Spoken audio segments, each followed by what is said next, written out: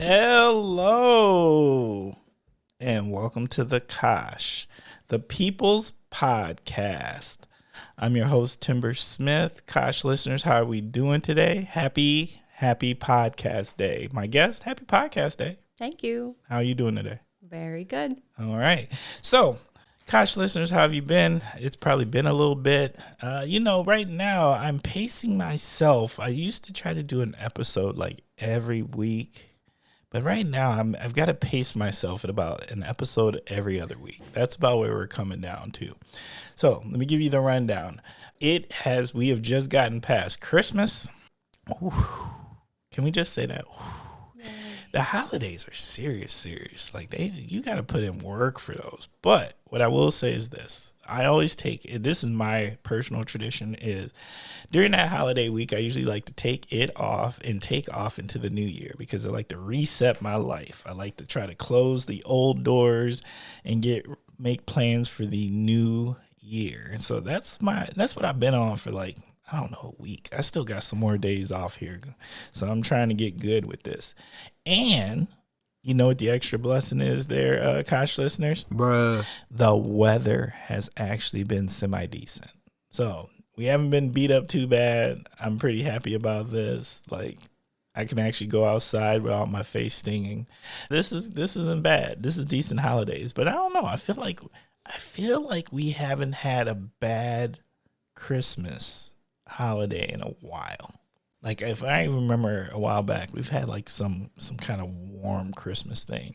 And I'll take warm Christmas. I'm not like that. I'm not like those other people where it feels like you gotta have a snowy Christmas. I'll take an 80-degree Christmas. I've lived in Wisconsin my whole life. I do not mind a warm Christmas. But I'm not saying we had a warm Christmas, but I think we had, for Wisconsin, a fair Christmas. All right. Kosh listeners, also, let me make sure that I mention this before the time gets away, that this episode of the Kosh is sponsored by our friends over at Sunken Paddle Cider Works, making the best of it once again. I'm sorry to tell y'all, but I normally like to tell you make it down there on a Saturday, somewhere between 12 and 5, but they are now closed for the season, but I never know when you're listening to this. So let me tell you, if they are open and it's Saturday and you don't have nothing better to do, go down there and do that cider tasting with our friends over there, Spencer and Doug.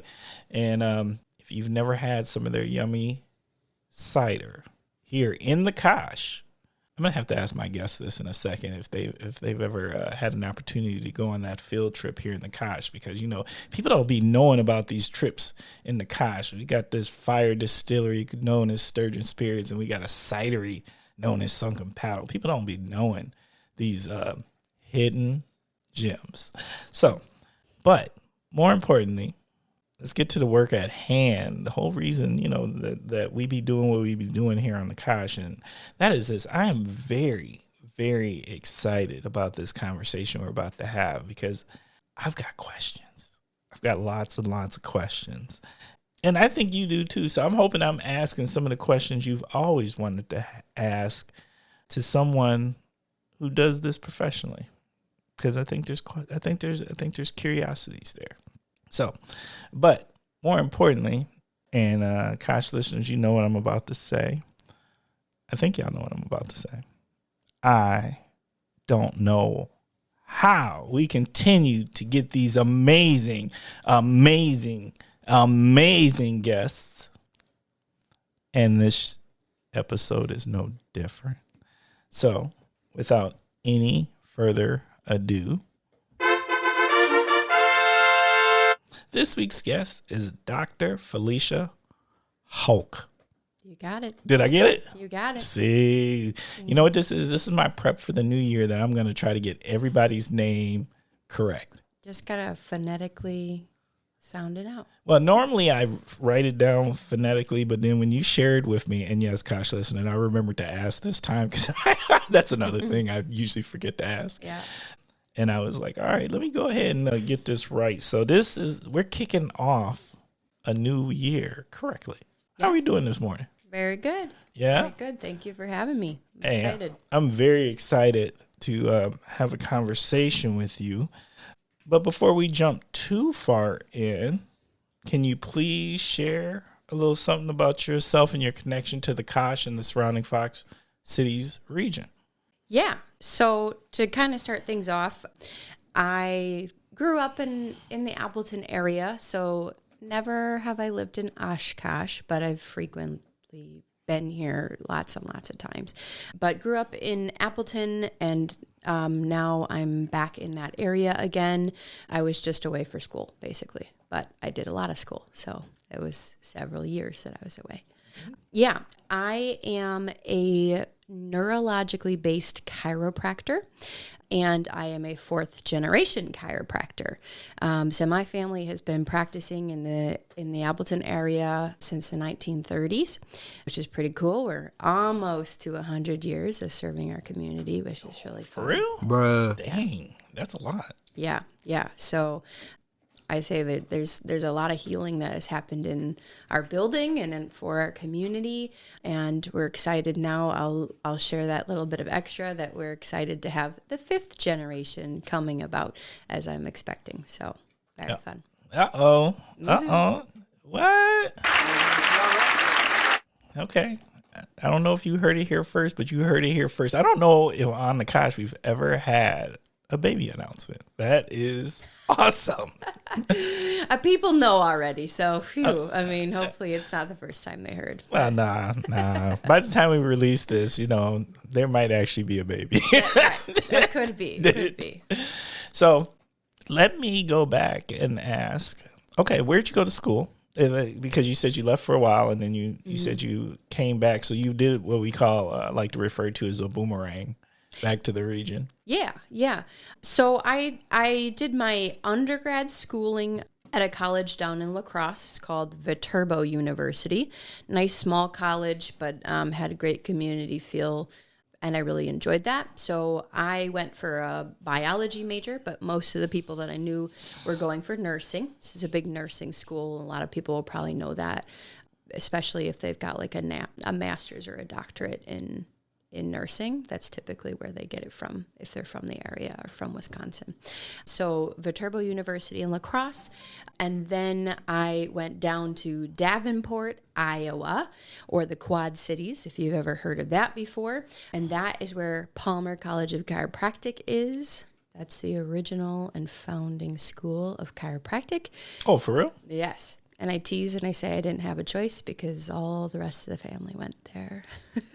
You really didn't. Yeah, no, I didn't get a choice. I didn't get a choice. So down to Davenport I went, and so that was for another 4 years. While I was in school, I had the opportunity to do a lot of traveling, and I helped other chiropractic offices open all across the United States.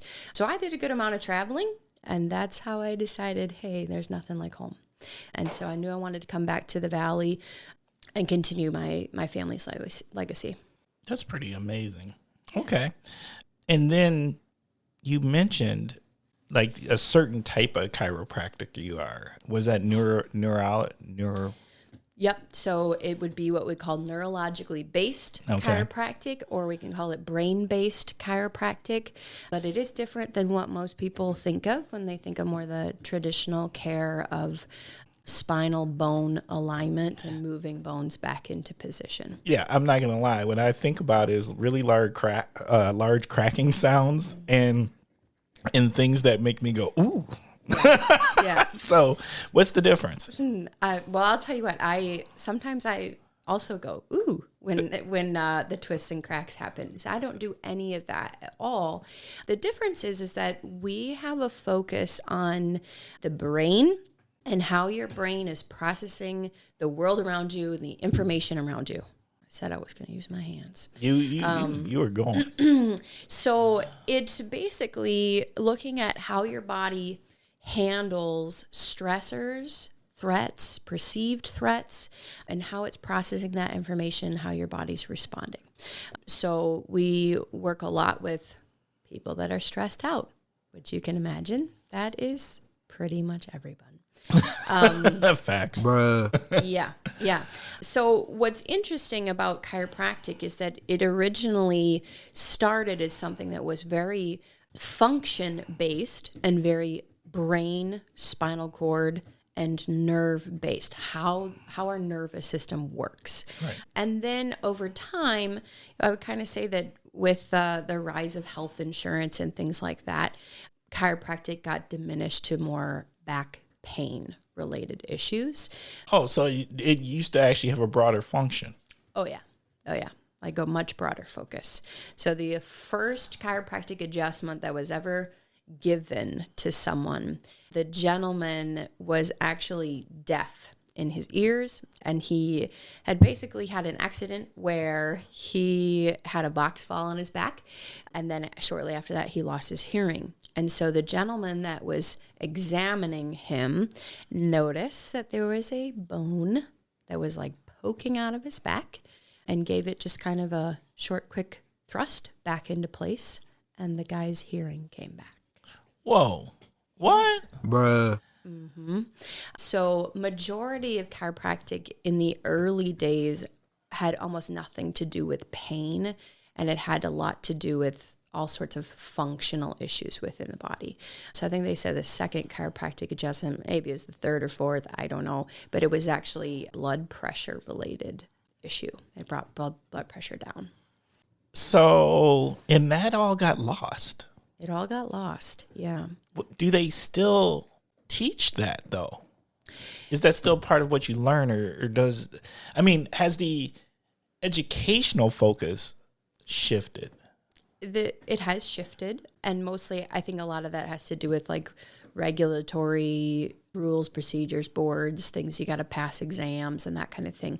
But also that chiropractic, because there isn't tons of, let's say, money in making people well, research is only going to be funded if someone's making oodles and oodles of money on it.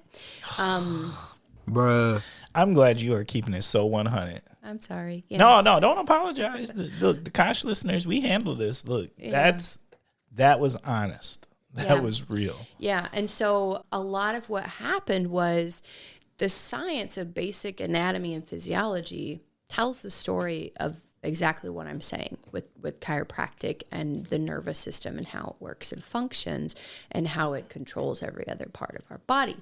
The issue is that the science, there weren't, thousands and thousands of studies being published, or they weren't allowed to be published at the time because back in like the 1950s or so, American Medical Association saw chiropractors as a threat to their existence.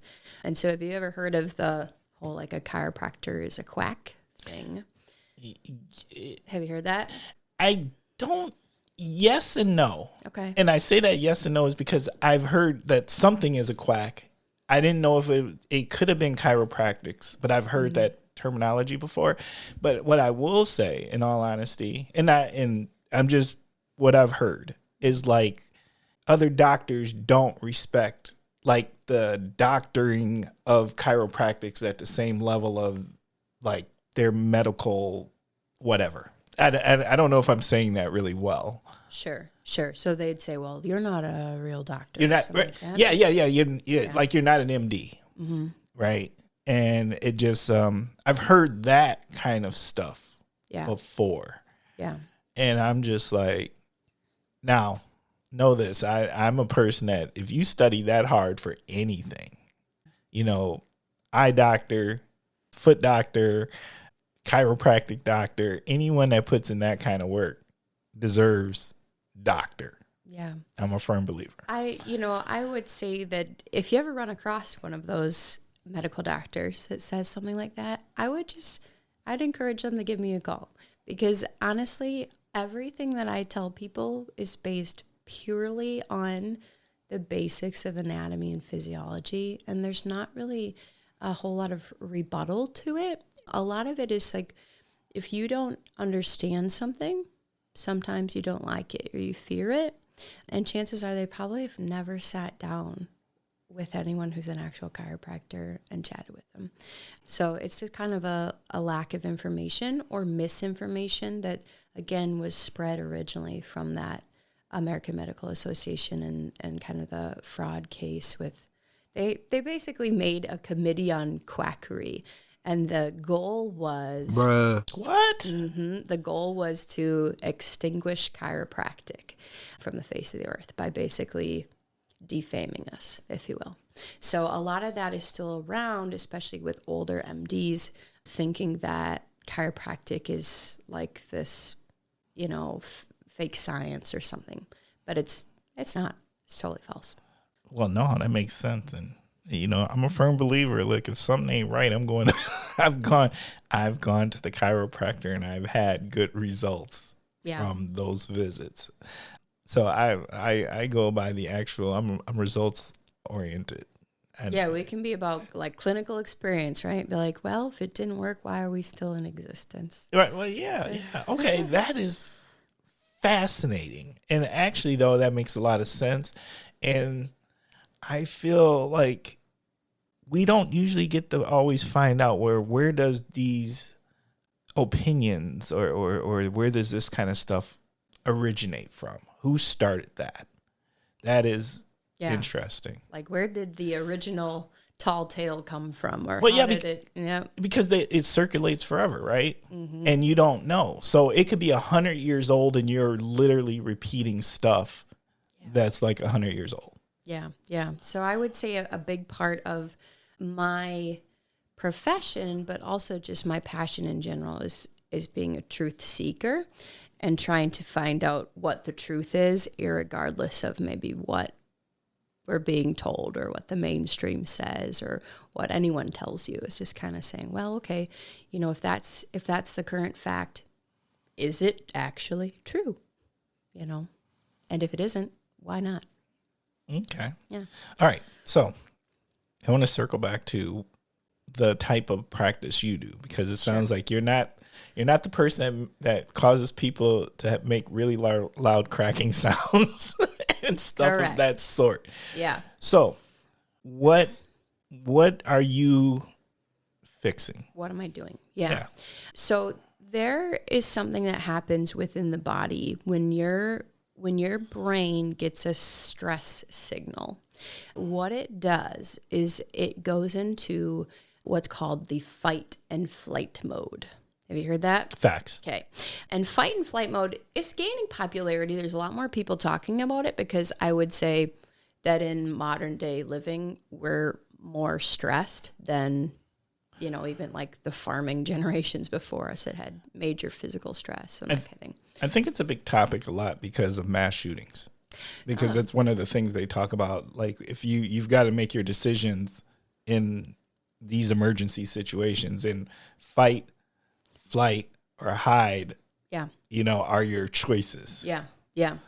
Yeah, certainly in that. And I can even, I'll go into it a little deeper and we'll talk a little bit more about what it does for all kinds of things in the body. But fight and flight mode, you can imagine that that's basically the brain telling you that there's something trying to eat you, like a bear chasing after you, trying to eat you. And so naturally, when you go into fight and flight mode, certain organs are going to operate differently, right? You're going to have, more tension in your muscles. You might kind of get into more of a flexed positioning or like fetal position, crouch and hide, or spring into action kind of a position. And then obviously you're going to have an increased heart rate, increased blood pressure, your vascular system, what's in your metabolism's going to change. Lungs are breathing harder. Digestion slows down, kind of takes a back seat. And so you can imagine then if you are stressed out for a long period of time, your body's going to continue to operate with all of those modes heightened or diminished. Okay. And over time, what that does is it basically is going to cause chaos or disease within the body system. So how do you help to fix it? Yeah. So there's two modes. There's two modes to the body. There's the fight and flight mode. That's our protective survival mode. And then there is the healing and repair mode. And that's the one that, guess what? We sleep. It's when we feel calm. It's when our body detoxes. It's also when we grow, develop, learn. which is important for our kiddos, right? It's where we can think more logically and solutions oriented, right? We're going to use the cortex part of the brain as opposed to the brainstem, which is very fear-based or kind of emotion-driven type of decision making. And so our goal is to balance the system, so bring down that fight and flight, turn up the healing and repair mode so that we're balanced out and we're not constantly running from bears all day. Okay. Yeah. That actually makes sense. Good. Yeah. And I guess to go along with it, is it a problem and do people have stress? What they say is that fight and flight mode, the original design of the human being, is that it probably would have gotten turned on about 2 to 5 times within a week span. Like if we were walking through the wilderness and there was, some branches that broke and we kind of, ooh, what is that? And maybe it's a bear, but maybe it's just a bunny, whatever, kind of puts us into that fight and flight mode 3 to 5 times a week. Okay. They are now saying that fast forward to modern world, the average American is having fight and flight turned on over 30 times in just the first hour of our days. Oh, wow. Yeah. So it's this perpetual trigger that's caused by physical, emotional, and chemical stressors or threats to our body. Pretty crazy. Well, we've had a shift. No ifs, ands, or buts about that. Yeah. That actually makes... Yeah. Okay. Well, you think about it, if you look at every other creature on planet Earth, we live very unnaturally. Like we live very different than I think the way we originally were supposed to be. And because of that, our brains haven't adapted to a point where they're understanding that, hey, when I watch a scary movie, that stuff isn't actually happening right in front of my face. It's fake. Well, the brain doesn't process it that way. It thinks it's real. And that's why you jump and you're sweating and your heart's racing when you're watching a scary movie. Right. Your brain literally thinks it's real. So we haven't gotten the update or the upgrade. Even though we have all these advancements in our world, our body system is still working in the past. What do we get wrong about chiropractors or chiropractic work? When I ask that, I'm going 2 directions. What do we get wrong, and what's a myth? Mm-hmm. What's a myth that maybe people have about it that there's just misunderstanding? I would say that probably a lot of it is that we think like, hey, people are cracking my bones or twisting my neck, and that it's maybe putting the spine in a line, right? I mean, I know that's what traditional chiropractors do, but technically they're really influencing the brain to put the spine in alignment. So a lot of this story, I think, was told to simplify things for people, and then it kind of goofed up the actual memo. Because you're like, do you really pop a bone into place or not? Is it really what's occurring? Technically, no. With traditional care, you're creating motion in the joint. That's giving the nerves information to give the brain, and then the brain is giving the body that feedback, and it's allowing for the bone to move. Oh. So it's not the person that's moving the bone. It's still the brain. Still the brain doing it. So that's probably the big one. No, the chiropractor isn't actually popping your bones and moving them all around and that kind of thing. So that should take, if someone's scared, it should take that fear out of the fact, out of that, because it's not truly the story. And then what was the other part of your question? The myths. Well, that was kind of the myth. Well, that was a good myth. Or my other part was, what don't we understand? But I think you kind of covered both. Yeah. I would say that probably another thing that people tend to say, and maybe this is sometimes the reason why they might veer away from chiropractic, is that they've heard that, once you go, you have to continue to go. You have to keep going. I've heard that. Mm-hmm. And if you think about it, with any sort of thing that you want to maintain in your life, you have to maintain it. Right. And so, you think about it, you're like, yeah, if I get off to a good start this year at the gym, I'm not going to fall off in February and think I've arrived. I got to keep I got to keep going, right? You don't just go for 2 months and get the six pack and then think it's going to stay. It doesn't. And so as we continue to live in the world, there are going to be stressors and threats to our lives, and you need something combating that. And a lot of times people think they're fine. Oh, I'm managing, I'm fine. But we really aren't. And we just sweep it under the rug, or we duct tape it, right? And eventually that duct tape falls off and the rug gets all heaped up with junk. And then the body starts having these health issues. Okay. Yeah. This is fascinating. Good. Well, I mean, because I think, I don't think I'm the only one. I think many of us have the wrong misconception of what the chiropractic care might be then. And I could see where the possibility of let's call it the insurance infrastructure. Oh, yeah.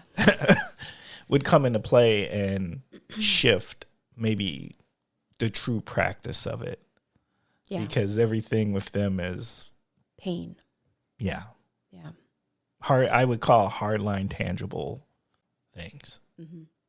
Yeah. And I think that is, it is part of what we currently combat, because, let's say somebody comes into the office and their gut health is what's destroying their body, right? They've got eczema on their skin. They've got, some kind of leaky gut problem. And, it could come in a whole lot of different, terms. It could be a colitis. It could be, food intolerances or allergies or, whatever we might call it. Yeah. But, that's something that technically the insurance company doesn't cover. You've got to be able to find some kind of musculoskeletal component to add to your diagnosis, which is there, and we have technology that measures that. So it's pretty cool.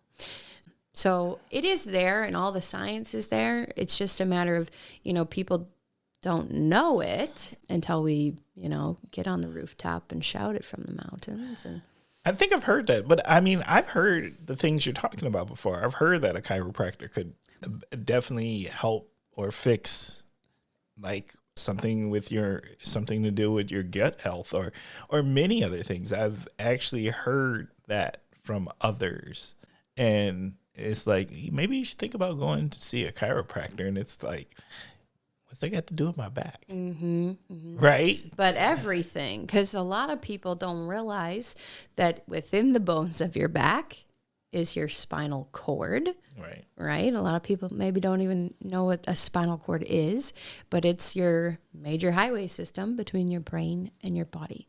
And a lot of chiropractors will say this, and I will maintain it as well, is that our goal isn't to specifically like fix or treat a certain problem. Our goal is to get the brain processing information so it responds appropriately. And when it starts to respond appropriately, you start sleeping better. And that's when your body heals, and it heals itself, right? And so the body can heal itself from all kinds of conditions if we allow it to. And that's why if you've maybe heard that misconception of like, oh, chiropractor says they can heal everything in the whole body. Well, yeah, it's because the brain is the controlling system of the whole body. Bruh. All right. This actually, yeah, I'm glad we're having this conversation. Good. Okay, let me ask the other part then, and that is this. Felicia, if you weren't doing what you're currently doing professionally, what would you like to be doing? So what I had said before is that I definitely have become a truth seeker, and I think that's in all aspects of life. It's not just chiropractic or health. And so I would say that I like to learn, I like to find the truth, and then I like to educate and teach others. So if chiropractic wasn't my platform or avenue, I would be doing some kind of other education. And I don't know if that'd be teaching or if it would just be some sort of platform, to speak and teach. But yeah, that's definitely something I have a passion for. You just sounded like a true crime podcaster to me. No. Let me go find the truth. Yeah. And I'm going to tell people about the truth. I'm just throwing it out there. Yeah. And it might sound a little bit silly, but when you start looking at what everyone has said is true, and all of a sudden you deviate from it slightly, you kind of start to realize, like, wait a minute, maybe that wasn't the only part of the story, Oh, no. And that, again, it's like a lot of aspects of our life are that way. It's hard to break a belief system. Yeah. And you're right. Once you kind of go down a path and then people throw in new data, it is very hard sometimes to take on that new data and come at that scenario or that situation with a fresh set of eyes. Yeah. Yeah. And even in science, there are very recent breakthroughs that have changed everything that we've known to be true. One of the issues, of course, is that because they found out, they found this new information, it's going to take probably 10 years to get it into like children's textbooks. So, they've learned some new things about the nervous system. If you've ever heard of, and maybe the listeners have heard of this, like neurotransmitters, they're like the little chemicals that your nerves let off, and that's how they signal to the next nerve. Right. Yeah. So they found out that what they thought was happening there was completely wrong, and that the neurotransmitters actually have nothing to do with the signaling from one nerve to the next. What? And that's a huge deal. Like it rocked the world of neuroscience, like rocked it. But of course, they're still teaching that the neurotransmitter is what transmits the information. And they probably will again for, probably the next 5-10 years, because that's something they discovered in 2016. So, Yeah, the deprogramming, and then it would be really hard. I'm my guess is there's a certain amount of gatekeeping that probably occurs, because if you've got people who've built their expertise on this, and then all of a sudden their life's work or all this research or maybe what they got their PhD on is found to be 100% wrong, that's a hard rollback. Yeah. Yeah. And I would say, going back to that question on why the original treatments of chiropractic and the functional side of chiropractic, how that's gotten lost is really not that it's gotten lost, but we've kind of put the term philosophy to think like kind of like fluff and foo-foo, instead of being like, hey, philosophical conversation is actually how we learn and grow and how things change, but how we get to new ideas. And usually when you think of philosophy, we're thinking like, oh yeah, they were philosophers of the past and we just learn about what they thought. But we don't actually learn that it's a way of thinking and a way of like conversing. Nowadays, I would say that we're either like very stuck in our opinion, so we can't have a conversation to create change, and or we're like, nope, the science says this. And you're like, yeah, but the science could change once we learn something, like if we discover something new. So, I always say the only constant in life is change. And if you keep that in mind, you'll be much happier. I think during COVID, I think we found some of that really hard to understand, like that science is something that's constantly changing, and they give you this answer, and then while they're giving you this answer, research is happening, and there's continuous change being happened. So it's not a matter of being wrong. Mm-hmm. It's a matter of there's never end to the learning process. Yeah, like continuing to move forward. And I think, it is very tricky for the human being to admit that maybe we were wrong in even, what we were stating, because I think a lot of that comes down to like, maybe this gets maybe a little political, but like our grading system, when we're taught in school, you either have it right or you got it wrong. And when you make a mistake, naughty you, and so heaven forbid we ever be wrong or admit that we're wrong, And I think that that's probably one of the like kind of the flaws of our mind, is that it's okay to be wrong. And actually the more that we're wrong and the more that we fail, the more we learn and grow, which is exactly our purpose. That's a good point.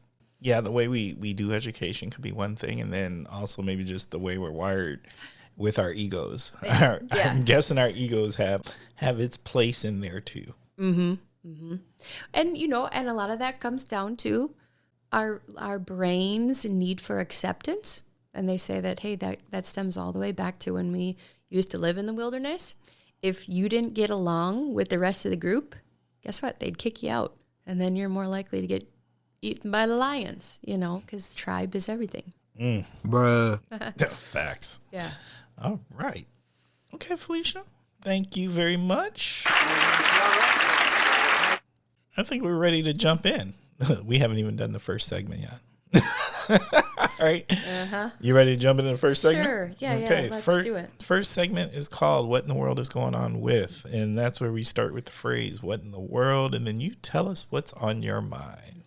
So we're going to start with what in the world is going on with children's health. Bruh. Let's go. Yeah. So I could bring out a whole bunch of statistics and tell people about how sick our kiddos are, but I think that most people know that and acknowledge it.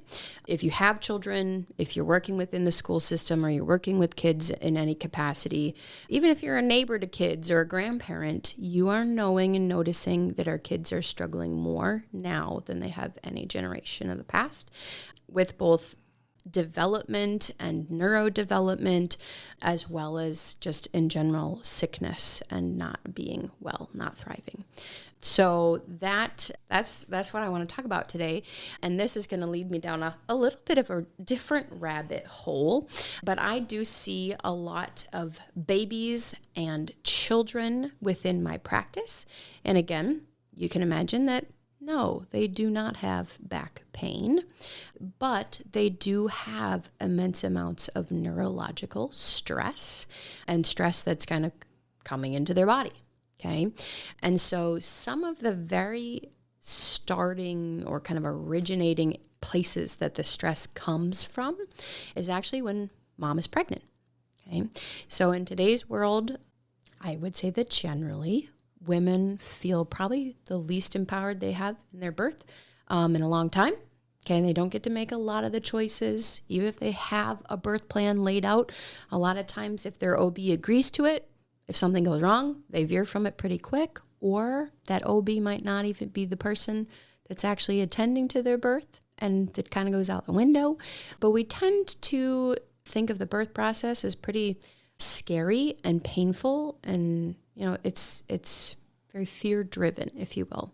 And so on top of that, not only are we excited but fearful when people find out that they're expecting, but also a lot of women of today, they are not only working within their home, but also working, full-time jobs or careers, as well as maybe taking care of kiddos that they might already have. And so there's a ton of stress. And when I'm talking that, like, it's physical, it's emotional, and then there's the chemical component too, right? Tons of, on top of food and, bad eating and all these sorts of things, there's tons of chemical changes going on in their bodies, right?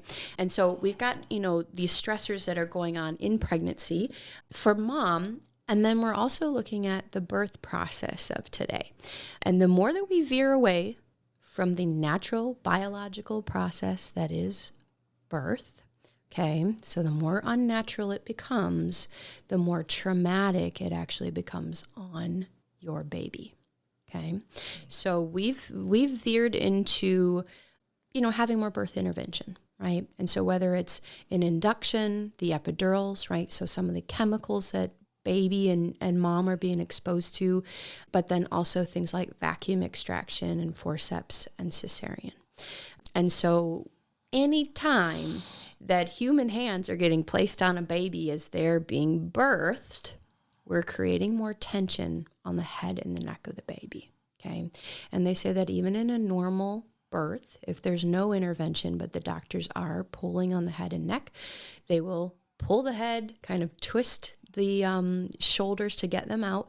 And they say that that's actually between 40 to 60 pounds of pressure on a baby's head and neck. Okay. And I know that you've had kiddos before, so the first rule of holding a baby is you hold their head and neck because it's fragile. Facts. Mm-hmm. Bruh. Yeah. And so you think about it, you go, gosh, the first moments of life, what are we doing? We're tugging on that baby's head and neck. But then after that, all of a sudden, it's the most precious thing, because it's their lifeline, right? Head and neck and the, brain and spinal cord. But we're tugging on the head and neck, and what that's doing is it's actually causing major brain and neurological trauma to a baby, okay? And from there, if you have neurological trauma, your body is not going to operate in that healing and repair, safe and thriving mode, okay? So we're not going to grow, develop, and have the proper immune system and all that sort of stuff that's expected if our body is in fight and flight, okay? And so this would be the story of most kids, right, that maybe have these issues, is they start with colic, right? They don't sleep. They cry all the time. We can't console them, right? They're not happy. And then it moves into maybe digestive issues. Well, gosh, they're not eating. They just keep spitting up. They got projectile vomit, their reflux, it's bad. They're gassy, all these kinds of things, right? And of course, then sometimes we medicate, and that typically creates kind of a worse issue. But they've actually been able to basically pinpoint these what they call a sequelae of events. So it's basically, when this happens, we predict that this will, and then this will, and then this will, and then this will. And so they're saying, hey, colicky baby probably will have reflux. Then they'll probably have a bad immune system. And we'll see that then they have ear infections and got to get ear tubes and all this sort of stuff. They'll get their adenoids removed or tonsils removed. They'll constantly be sick all the time. That'll lead to asthma. It'll lead to skin issues and rashes and all this sort of stuff. And then as their brains continue to develop with this sort of fight and flight mode turned on, then we start to see issues with processing. And that can be sensory processing issues. So things like autism spectrum disorder. It can also be inability to focus and calm or regulate the body. So thinking things like ADD and ADHD, or the increased aggression that we're seeing in kids and things like that. So I know that was a lot to unpack, and you probably have questions about that. No, actually, I'm just taking it in and really processing what you're saying, and I could see it. You know what I mean? It's not, now this is the first time I've ever heard anything like this, right? But it's not so far-fetched that I'm thinking nah. I'm actually thinking, okay, that I could see how that builds up. And, and which I'm glad we had the prior conversation, which was okay, chiropractic, what it does is it does this. Our job really is to get the mind right. So then the mind can help the rest of the body heal itself, right? And then going into this and saying, okay, so if we're taking one of the most natural things that can happen, childbirth, and we're throwing in these other processes which aren't natural, it can create these other scenarios. This makes sense to me. Yeah. And I would say that one of the main reasons why you maybe have not heard it before, or why the connection isn't well known, right, is that if you look at it, in medicine, we have a lot of specialties, okay? And so people kind of stay in a lane, but they don't necessarily walk with that human, right, through their entire lifespan. Okay. And so if you're only being seen for a specific thing or a specific specialty, sometimes you can't look at the body as a whole and the being as a whole. So if you look at, obstetrics, an OB is delivering babies, right? They're involved in the birth process. Mm-hmm. After that, they go to a pediatrician. The OB doesn't, you don't see your OB when you're 3. Doesn't happen. And so there's no OBs out there that are necessarily seeing that, hey, this baby had a really traumatic birth, and now as a child they're unwell. Okay, so the connection isn't being made because they're not necessarily seeing it firsthand. Right. And same with the pediatrician. They see the kids, at their, couple months in checkup or whatever, but they weren't actually present for the birth. So they don't know how it went or like visibly watched it to see like, did everything go right here? Could there possibly be a problem that stemmed from this? That kind of thing. And so the correlation is kind of, again, been lost because the specialties kind of stay in their lane and they're not watching the whole process. At least that's a theory as to maybe why it's not well known. Well, no, that also, like the fact that you're right. So we have these doctors, because at the beginning, you're not getting like your main family doctor yet, right? Yeah. Like you said, you have a child, you've got this doctor, then once it is a child, you have a pediatrician, right? And so like a lot can be lost in translation. Mm-hmm. Like I could see that because everybody is an expert for this part of it. Yeah. And part of it too, and it's not necessarily the fault of the doctor. It's not the fault of the doctor. It's maybe a fault of the system, is that we've got a lot of people that are kind of chugging through a hospital or chugging through a primary care, doctor office, that they're not able to take a whole lot of time on looking at this entire health history. And like I said, that sequelae of events that builds up to say, hey, maybe this and this caused that. Right. So they're just looking at the one condition or symptom that the person comes in with and trying to mediate that. Right.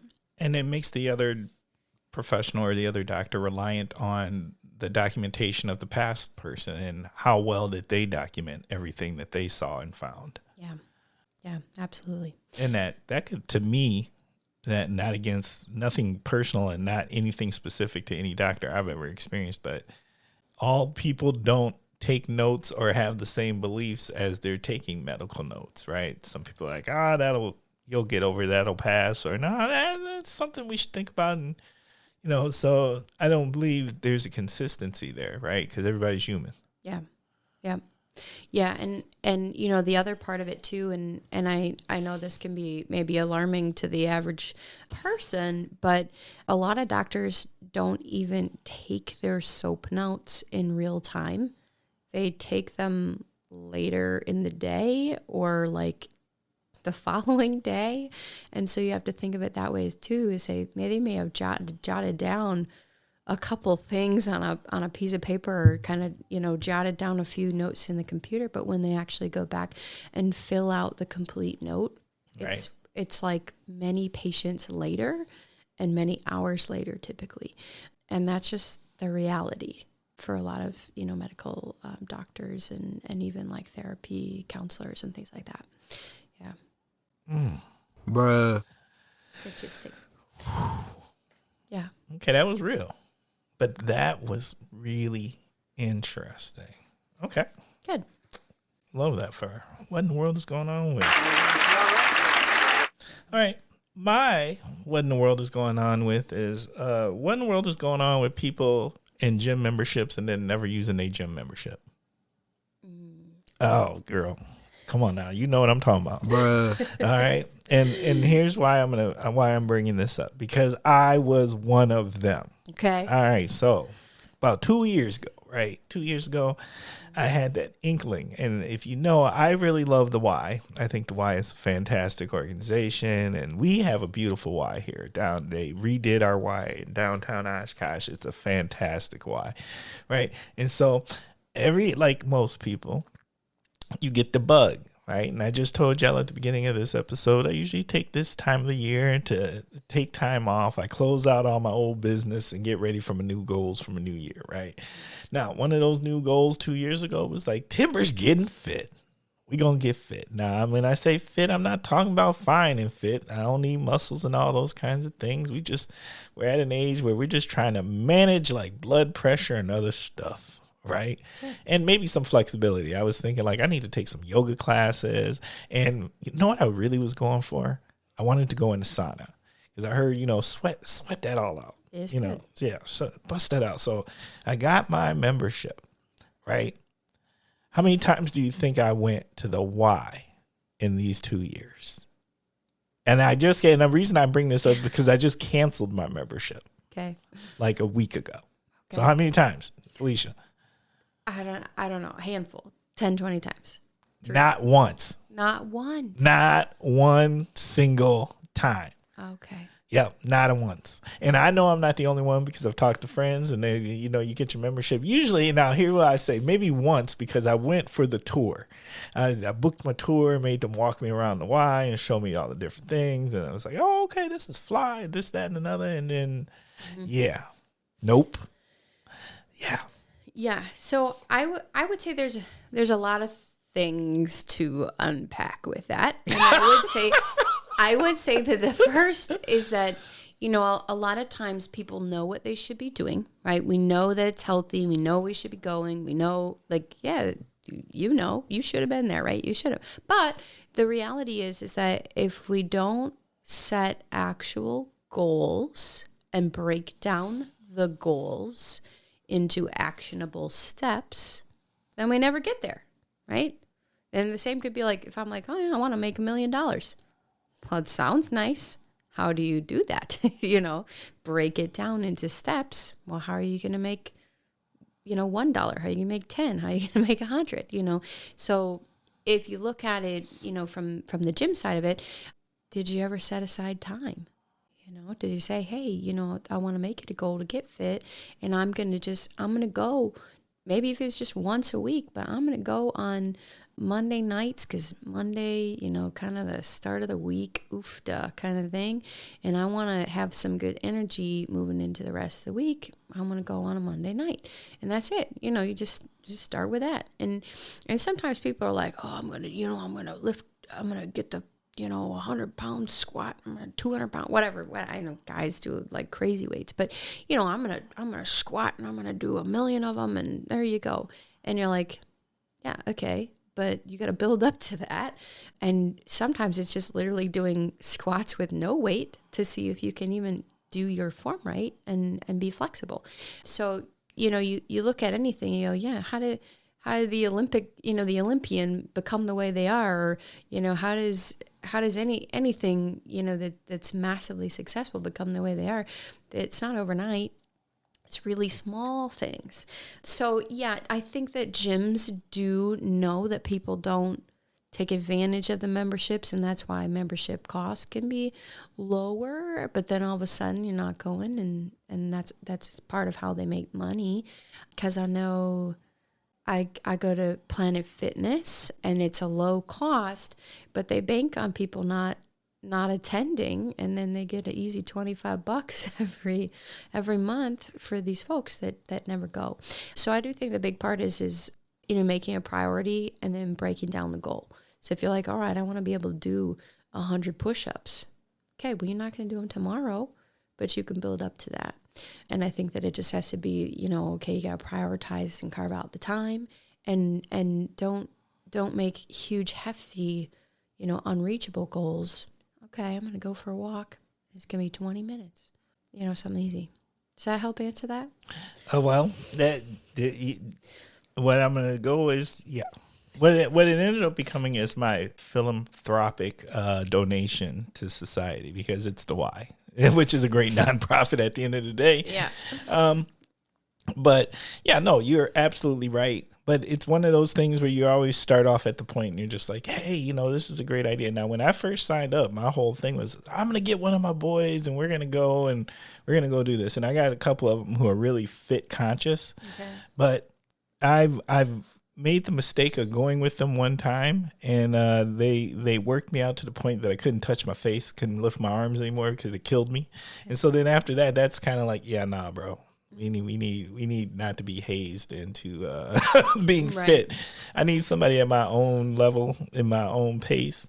And then you're right. If you don't ever make the time, that's really what it is. It's a commitment of making that time commitment that this is when I'm going to do it, and I'm going to consistently do it and show up and continuously do it no matter what. Which the short answer to your real question is no. I didn't do any of those stuff. Yeah.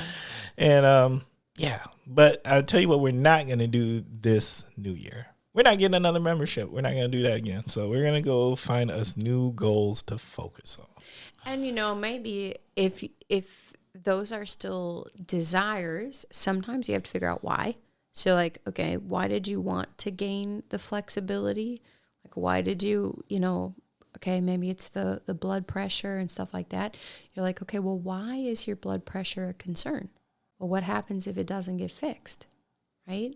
And is that consequence bigger than, you know, getting to the gym? Right? Oh, yeah. Like which one is it worth the time now so that you don't have to take the time, or your body makes you take the time later when you're very unwell. And so sometimes part of the goal is saying, okay, it's not just like, I want to make $1 million. It's why do you want to make $1 million? Well, what are you going to do with it? Because along the road, you're going to hit the bumps, and there's going to be times where you're going to want to toss the towel in. And, you know, so if you're like, yeah, I want to do 100 push-ups. Well, why? Because I want to be able to lift the kids or the grandbabies or, you know, whoever it is. And I want to be able to throw them in the air. And I want to be able to, you know, whatever, play ball with them and all that kind of stuff. It's finding the why behind the goal that's going to help you to move toward the, you know, move in the right direction toward it. Right? Nope. I agree wholeheartedly with that. Yeah. But sometimes that why just ain't enough. Yeah. So if you want to be able to, maybe it's this, you write it down, right? So you're like, okay, I want to be flexible enough so that I don't have to worry about someone else having to put my shoes on and tie my shoes as I age, right? So you say, you know, it's important for me to be able to touch my toes. And maybe you write it down and you put it in your bathroom mirror or something, you know, on the kitchen fridge or something. And then guess what? You just carve out 10 seconds every day to just do a little toe touch, you know? Nope, you are right. And actually, my flexibility was that I wanted the ability not to have to sit down and tie my shoes. Oh, okay. That I could reach and just do it and put socks on. Why? Oh, because I hate having, because it actually feels laborious when you get to a point. And it's hard. It's too hard to do. Yes, I feel you feel very young. I actually don't know your age, but I feel you're a lot. I've got a few on you. And it's just a point where you don't realize what you lose until you lose it. Mm-hmm. And then you're like, oh, I never had to sit down before to put on socks. You know, I just put my socks on. And then it's these little things, and you're like, whoa, okay. I noticed that I can't hold my balance like I used to hold my balance. And it's just these things. And so it's one of those things where my wife always says this to me. It is like, until it actually happens, I don't know if we always come to terms with it. Mm-hmm. And then once it's happening, I think sometimes it's hard to push yourself to say, I need to do these things to combat the things that I don't like that's happening. Yeah. Because what's the end excuse that you end up making? Well, I'm getting old, and that's what always happens to everyone. Yeah, and I was going to touch on that part. And if you say that, hey, you got a bunch of buddies that you're going to the gym with, I guess I'm making an assumption that they're probably around your age or similar age. Maybe they're younger. I don't know. They're fraternity bros. They're a little bit younger. They're not, a little younger, and just, you know. But I'm sure that you know people that are your age that you would probably say are more fit or healthier than you. Oh, absolutely. You know, so you could say, I mean, I've seen individuals that are like 70s and 80s and they got six packs, and you're like, I'm going to beat them. I want to beat them when I'm older. I want to beat them now, you know. Right? And so age it's purely an excuse. And I know that's a hard face to, you know, look at in the mirror, but you know, when you set your mind to it and you realize kind of the value of why it's important, hopefully that would help. And then having ways to motivate yourself. And sometimes it's just writing it down and sticking it somewhere you're going to see it every day. It's a constant reminder. Or putting in a little reminder in your phone, just a little thing that it might annoy you for a while, but after a while you might actually do it. You know?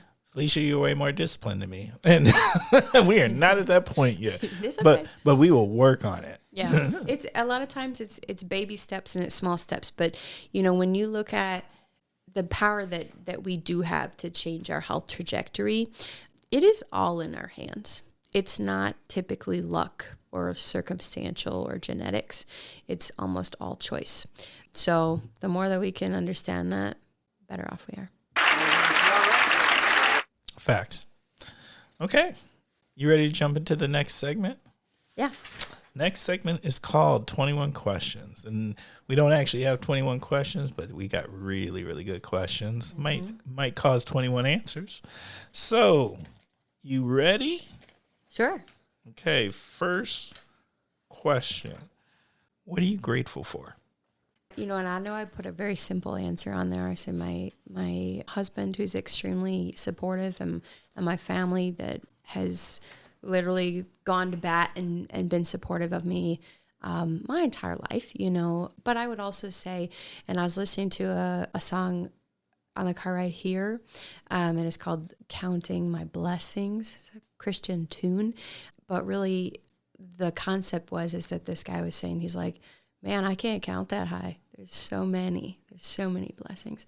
So I would say that, you know, I'm grateful for all the things and many of the things. And I don't know, being alive in life is a blessing. What motivates you?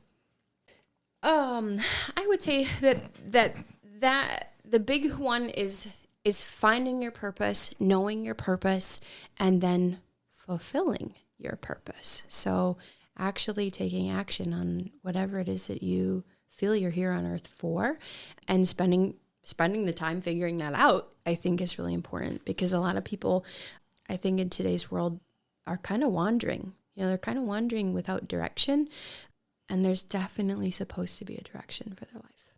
What grounds you? That, I would say, is the outdoors, being in nature. And that, of course, probably has to go with that whole, you know, natural versus unnatural world. You know, sure, a home is warm and cozy, but being outdoors, the fresh air, you know, the grass, the sounds, the smells, all that kind of stuff, I love. And then to go along with that, I really love the concepts of self-sustainability. And that's something that I'm sure probably gets brought up sometimes on your podcast or in real life. You know, the fact that, boy, things are getting more expensive and pricier, and it's harder to, you know, just grocery store kind of stuff and that kind of thing. So I encourage a lot of people to try to be a little bit more self-sustaining. Yeah, a fruit tree in the yard might make a little bit of a mess, but it's certainly very fulfilling and fun to watch neighbor kids munching on your apples and, you know, eating something healthy and that kind of thing. So I'm a little bit of I don't want to say a hippie at heart, but maybe a little bit of a tree hugger. But I love gardening, and I have chickens, and like I love all that stuff. I love that. What does success look like to you? Mm-hmm. This is kind of a twofold thing. I would say that something that is hard for people to grasp is that, you know, getting used to being uncomfortable and challenging yourself. And that could be challenging your mind, challenging your body, you know, whatever it might be. But getting uncomfortable is how you grow. Okay. And success then in general, I think, is finding happiness. So it doesn't necessarily have to be, you know, a certain price point or a certain amount of income or something like that, but really being happy. And I think a lot of people think they might be happy, or they might admit that they're, you know, like, yeah, sure, I'm happy. But I would say then I would challenge them to say, like, when is the last time you felt joyous? Like peace and joy, since this is the season for that. Most people can't really relate to the word joy, and maybe haven't experienced that since they were a child. So that's success. What irritates you? Mm-hmm. You know, this kind of goes along with some of the other stuff that we've been talking about, but I would say that when we find out something to be true, but it's too hard for people to actually accept, so they'd rather kind of go with the lie. And I could expand on that, but I think it probably makes sense right there from that, right? What scares you? And we kind of touched on this too. So a lot of things that scare me would be like the resistance to change, right? And so, if we're kind of stuck and set in our ways and we never change, even with new information, it doesn't move us forward, right? It doesn't move us into a better position. And then I'd kind of say that then on top of that, like the indoctrination of just, not allowing others to think or question and that kind of thing. What recharges your soul? Yeah, and this goes back to some of that success story, but it's being joyful and letting out your inner child. A lot of adults, we do not do that. We don't allow ourselves to do that, and society doesn't allow us to do that. But if you can have as much fun and as much wonder as a child, life is fun. It's miraculous. It's good. How do you define love? Yeah, see, some of these are they're deep questions. They're like tricky. But I had on here really having enough passion to be able to fight and kind of give your all to something or someone, having the passion for that is love. Yeah. What is the most memorable life lesson you've learned from a parent, a guardian, or a mentor? And again, this was a hard one too, because I feel like there are so many people that have had wonderful influence in my life. But I would say that something that I think I was taught when I was young, that is actually something now I feel like I'm learning and kind of growing into, is a concept of abundance. And I know that I wrote down here basically like money's an exchange of energy, or an energy exchange. But I think a lot of people think that we have to have struggle in order to be seen as either productive or as a hard worker or whatever it may be. But the reality is there's kind of a different story out there, and it's this story of abundance, which basically says, hey, why does it have to be hard? Why does anything have to be hard? We decided it had to be, why? And so that's something I think that we could all work on and kind of grow from, because most people think, again, that everything's got to be hard work, and it really doesn't. There is abundance everywhere in the world. It's just a matter of believing it's there. Okay, let me set the stage. You are that keynote speaker. You get the opportunity to go out and be in front of a bunch of peers you truly respect. But before you get to walk out on that stage, they are like, look, we got to get this crowd right. We got to get them ready for you. What is the walkout music for you? So this is a song that I think no matter who listens to it, and no matter when it comes on, you can't help but dance to it. And you probably know this song, right? It's Gonna Make You Sweat, Everybody Dance Now. It's CC Music Factory. Yeah. So, and it's just, you can't even, even if you can't help it. Even tap a foot, you got to move your arm. Everybody's got to dance to that song. So I think it's a happy song. I think that when people are dancing, it makes them happy, and I like happy people. Well, sweat. Yeah. Bruh. Make no doubt about it. CC Music Factory, that is fire. And it's classic, because that truly is I'm not even sure. That's got to be a borderline late 80s, early 90s. I think so. It's right on that border, but that is classic. And you're right. You hear that, and it's to this day. Turn it on in a daycare, and you have, 20 different kids doing 20 different moves. They're all dancing, I guarantee you. Okay. Yeah. I like that as a walkout song. Okay. Mm-hmm. Okay, Felicia, that is a first. Yeah. Probably. CC Music Factory. It's not intense. It's not intimidating. Some people because I'm thinking when you asked that, I was thinking man, all these NFL or the UFC guys, they come out, they got these kind of intense rap tunes and stuff, and they're trying to be intimidating. That's not me. Just happy and happy and goofy. Yeah. Well, I don't know. I just think everybody's like, I always think of a walkout song as I wanted to put me in a certain frame of mind to hit a spot for I can do whatever I'm supposed to stand in front of these people and do. Right. And just get my energy right, whatever that means. And so, but CC Music Factory, you go do the Running Man. You're going to have your whole crowd out there getting it in. That is hilarious. Yeah. And you know what? You saying that if you put this on in front of a bunch of kindergartners, and you were like, everybody would be dancing, but they would be doing their own dance. It made me think of the Peanuts Christmas special where everybody is doing their own their dance. own little thing. Yeah. I could see that. That's fantastic. Okay. Yeah. Next segment. Okay.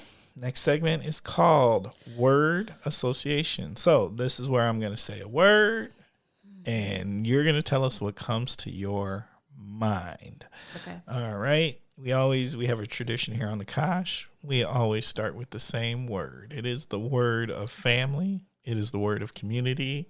It is the word of unity. It is the word of diversity. And that word is food.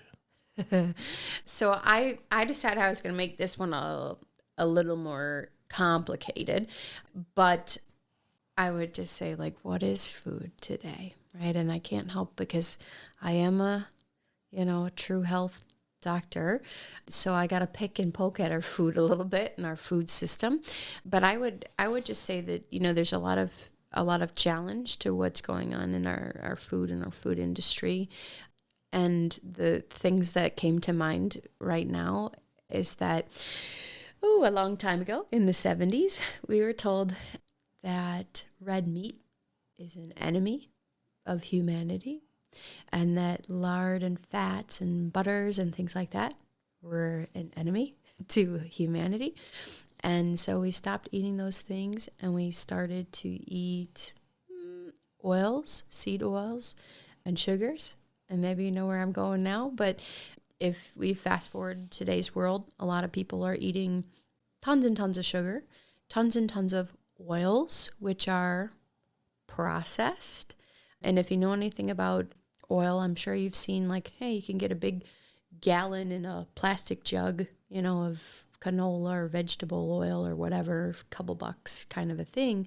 But then you kind of go down the line, or you go down the spectrum, and all of a sudden you're buying olive oil and it's $40 and it's in a, green glass jar. You know what I'm talking about? Mm-hmm. Right? And it's super expensive. Yep. So there's quality to oil and how it's processed, but there's actually a thought right now, or theory, that says that, hey, when we introduced seed oils into our diet, so things like margarine and, these kind of sunflower oil, safflower oil, canola oil, all these kinds of things, that's actually a larger contributor, a larger issue than red meats.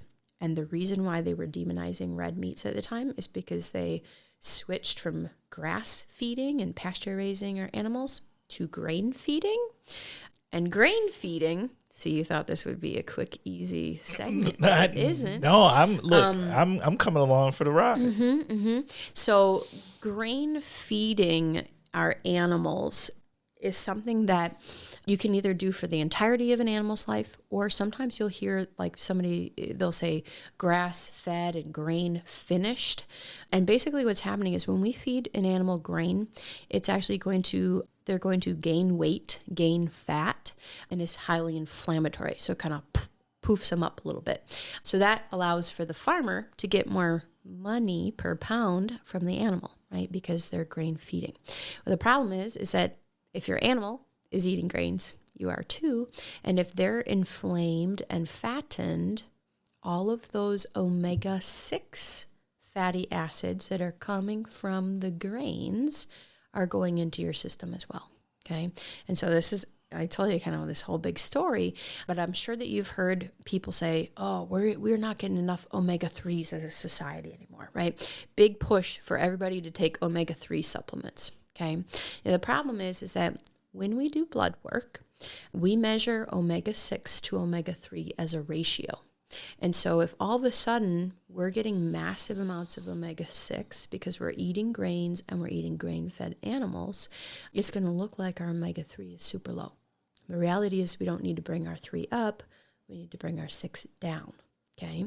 So the more that we eat grains and the more that we eat grain-fed meats, the more inflammatory our systems are, and the sicker we become and the fatter we become, because we know that we fatten animals with grain. So if we are telling parents, let's say, that, oh, at 6 months, if your kid's getting hungry and you can't keep up with milk supply, give them rice cereal, right? Or give them cereal. Well, what is it doing? Poofing up in their bellies, making them full, but it's actually highly inflammatory. And that's why then a lot of kids will get constipation and have gut issues. We're not supposed to eat grains. It's a long story short, but food is a passion of mine. But again, I would say that, when you're looking at food, there's kind of that bad, good, better, best kind of an idea or concept. And so if you're somebody that's kind of hanging out in that standard American diet or the SAD diet, first thing to do is to just try and eat real food, right? Kind of the fruit, veggie, meat kind of side of things. And then if you're looking to go from good to better, that's more at like, hey, trying to eat local. And I know you have that on your shop local, so I'll say that in a minute maybe. Sorry. But, eating local is really, really important. Not just eating local at restaurants, but sourcing your food locally is really important. And then I would say on the best side of things, that's kind of looking at, does the standard nutritionist actually have it right? Or is their story one that's just been told and told and told again? But maybe the truth is actually outside of that box. Phew. Bruh. Okay, you were right. I did not expect to go on that journey with you, but it was interesting. My favorite food is pickles. Is that what you wanted me to say? No. Oh, okay. No, not at all. This was good. Good. Wait, first of all, this is Kosh. This is your episode. There are no wrong answers. And I always like a new way to answer a question. Yeah. And shout out to pickles. Yeah. They're the best. They're the best. We make pickles. Mm-hmm. Do you make pickles? You know what? I don't. I do a lot of canning, but I don't do pickles. Yeah. We didn't do pickles until this year. Okay. This year was the first year we ever did our own pickles, and I became obsessed with them. Do you feel like, did you eat them all right away, or do you actually have some, did you can them? Oh, yeah. We can, but what I learned is I don't like canning, like true canning where you boil it and seal it and all that. No, I like doing that. We do that. We do a ton of it, but not for pickles because it changes the texture. Mm-hmm. Once you boil them and heat them up like that, they lose the crisp. I know. The fresh pickles have the snap. Right. And so I like what they call refrigerator pickles, where you just put them in the brine and jar them and let them sit in a fridge for a week or 2 weeks or 3 weeks, right? And those, we made some amazing ones. Mm-hmm. So, yes, if I got a jar left, I'll send you home with some. But you got to do heat, because everything we make in the Smith household is fire. Spicy. Cocktail or beer? Well, I'll teasingly say that right now I can go with the kitty cocktail because I'm expecting, so I can't drink. So good old kitty cocktail with the cherries on top. What's your go-to without? Tequila. Yeah? Oh, yeah. Ooh. So what's interesting, see, every choice I make, there's science behind it. Tequila does not cause the same kind of neurological depressant as other alcohols. And that is why when people sing songs about tequila, it's a lot different than the ones that they sing songs about with vodka, or not really vodka, but whiskey, right? So you said that country song is different. Right. They're sad, right? Like every whiskey song is sad, but every tequila song is fun. It's upbeat. So when it goes down to kind of how these different alcohols are affecting the brain, tequila is more of a stimulant, whereas a lot of the other alcohols are depressants. Mm-hmm. Okay, that is okay. Interesting, right? It is interesting. Mm-hmm. Or Of course, I knew regular alcohol was depressant, but I had never heard tequila as a stimulant. Yeah, and that's why all the songs are so different about tequila, right? Okay. Yeah. Shop local. So this goes back to wanting people to support local farms. So thinking about your farmers markets, and I know that really all the towns and cities in the area have fabulous farmers markets. I know that it's winter right now. Do you guys have a winter's farmer market? Yes. Yeah, as does Appleton. So, I highly encourage people going out buying local because that's even better than buying organic. And the cool thing too is if you save some of those seeds and you plant them, then you don't have to even buy the local, right? You're just using the local seeds and you're sourcing for yourself. Yeah. Concert. So I have two things on here. I am a big country fan. I like all music. And you don't know this about me, but my husband is blind, completely blind. And so you can imagine that sound and song and music is something that's very important to him, very important to us. And so we almost always have music playing in our home, and it can be a wide variety of things. I mean, we like the whole spectrum of tunes. But just recently, I found out that Josh Turner, who is a country musician, is coming to Wisconsin Dells, and he's got an ability. He's got like a really deep voice. He's got an ability to really do a lot of tone with his voice, and so we're going to that concert in January, which is very exciting. But my husband and I do also listen to a lot of jazz music. We're big jazz fans. So yeah. Okay. What is the most memorable concert you ever went to? So my husband and I, there's a lot of good ones. My husband and I went to an Ed Sheeran concert at the Chicago Theater, which, if you know anything about Chicago Theater, it's like a small amphitheater. It's not a stadium. It's a small theater. And we actually went because our first dance song was an Ed Sheeran song. And so we wanted to hear him sing it live, which we did. But also he had the opportunity to turn off all his amps and he just sang, like no mics or anything like that in the theater. It was one of the most amazing things ever. So like almost just truly acoustic. It was 100% acoustic, 100% acoustic. Wow. It was incredible. And that's what that theater is actually designed for. Like that theater has amazing acoustics in it. Like that's what it's known for. It was incredible. Streaming. I just said, I like listening to a lot of audiobooks over streaming, and I know that you're a podcaster. But I listen to a ton of audiobooks. Mm-hmm. But I'm a big audiobook fan. Probably more so, maybe it's because when cable TV first came out, I never had it, and so how there were things like, oh, it's happening on Wednesday at 7.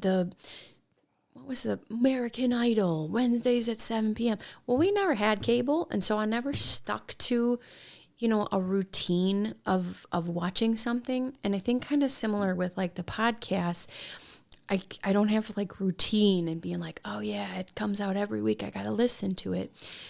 I don't know. My life doesn't allow for that kind of routine yet. We will see. You know what? I'm going to bring you over to the podcast side. Yeah. Oh. Healthcare. Yeah. I threw this one in just for you. That's not our normal word. I wondered if you did because I thought, boy, that's a rabbit hole. I would just have people kind of explore this concept. What we call healthcare today, is it truly providing for our health? Okay.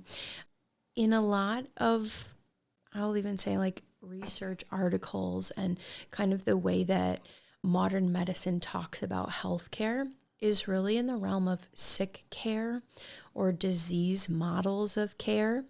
And so I would just, have people kind of question, what kind of services are you being provided? Is it reactionary care or proactive type of care? Is it true health care or is it sick care? And which is better? Whew, kept it short. I didn't know where you were going to go, but I was ready to go along. Bruh. Yeah. Last word. Mm-hmm. Diversity. Yeah. I love embracing other cultures and I love learning about them. I feel that I don't want to say super well traveled, but I like to travel and I like to experience just the differences of the way that people live.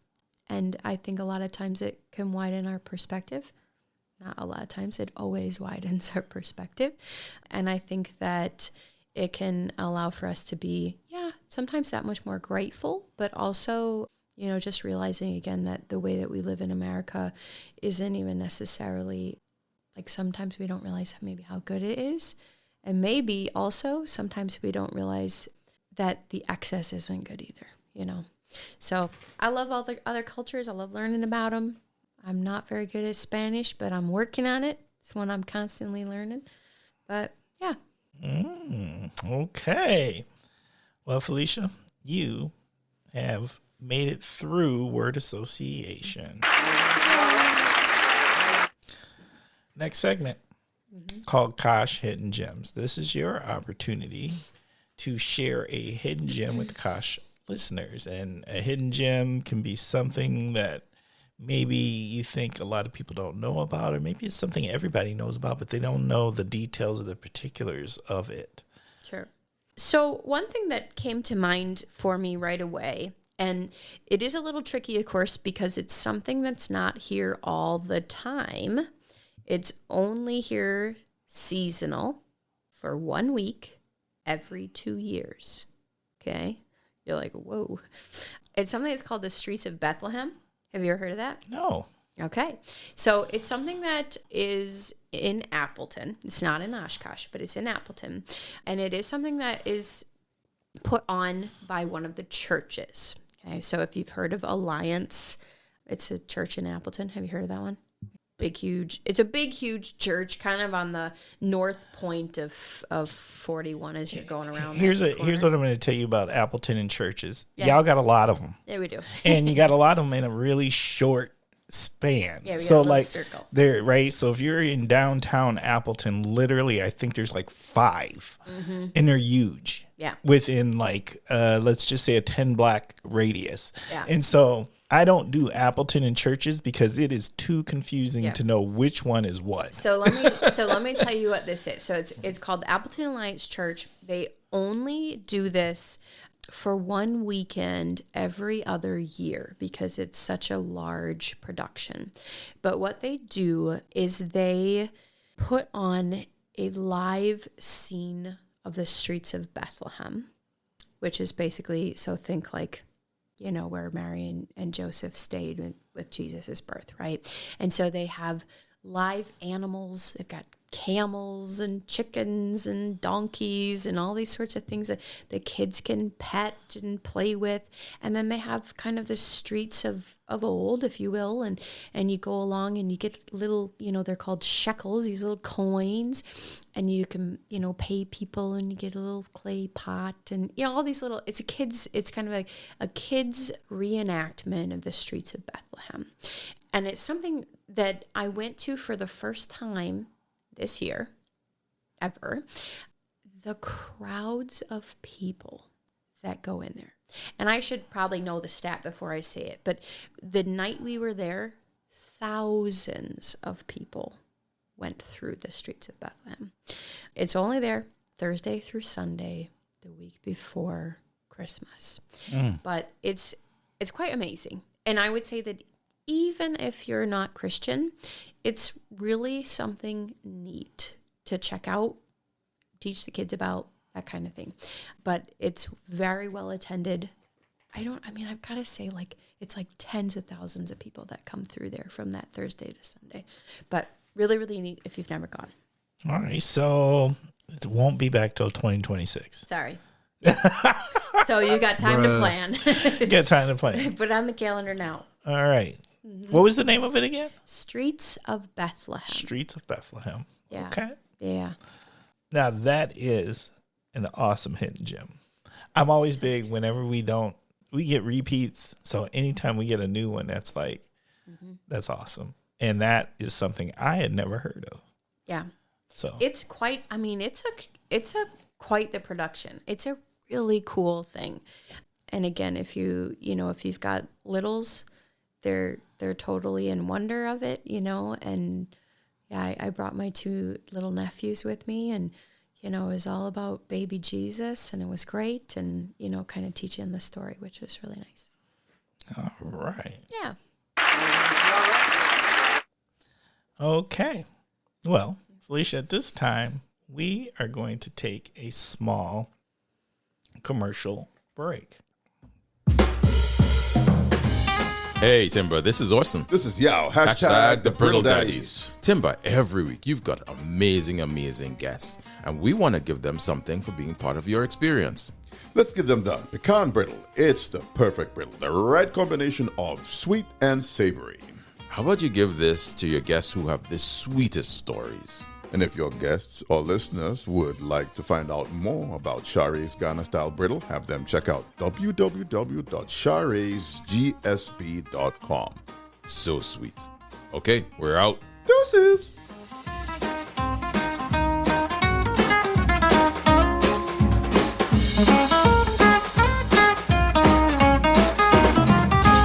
All right. That is what we call normally our brittle break. But look, I'm going to send this message out specifically to Orson and Yao. Where's the brittle? I got to give the guest brittle. We can't have a good brittle break if we don't have brittle, Orson, Yao. Have you ever had it? I have had it. So Isn't it fantastic? Oh yeah. And they got these 4 flavors, right? My particular favorite is the pistachio, but the cashew is fire too. I don't recall which one I've had, but I have them at the flea markets, or not the flea market, the farmers markets. Oh yeah. Yeah. Yes. And so we normally have a nice brittle break. We actually do some taste testing in real time here for it.